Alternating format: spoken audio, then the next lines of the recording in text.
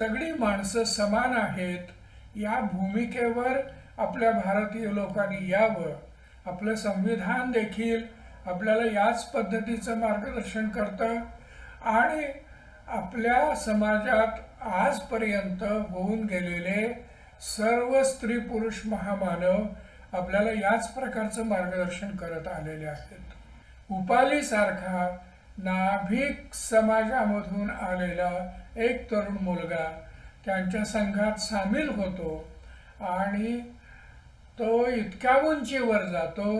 विशेषतः भिक्खूंची जी आचरणशैली असते त्या बाबतीत त्या उपालीने इतकी प्रगती केली की बुद्धांच्या माघारी जेव्हा सुत्तपीठक आणि विनयपीठक अधिकृत करण्यात आलं त्यावेळेला या उपालींना प्रश्न विचारून बुद्धांनी यावेळेला काय सांगितलं, त्यावेळेला काय उपदेश केला हे त्यांना विचारून त्यांनी जे सांगितलं त्यानुसार त्रिपिटकामधली 2 पिटकं जी प्रामुख्यानं त्या काळात तयार झाली बुद्धांच्या माघारी पहिल्या धम्मसंगीतीमध्ये, तिथं 1 पिटक 3 पिटकांमधलं अधिकृत करण्याचा मान हा इतक्या सामान्य स्तरातून आलेल्या व्यक्तीला मिळाला.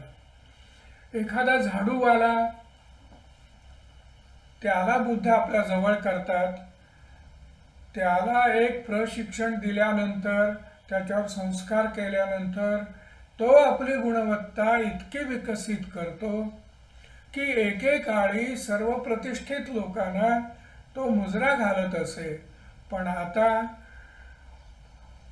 अगदी सर्वात श्रेष्ठ असलेले समाजात प्रतिष्ठित असलेले असे लोक देखील या झाडूवाल्या सुनीताला अभिवादन करू लागले आणि ते अभिवादन करायला लागल्याचं पाहून बुद्धांनी एक स्मित केलं असं त्या सुनीतांनी नोंदवून ठेवलेलं आहे.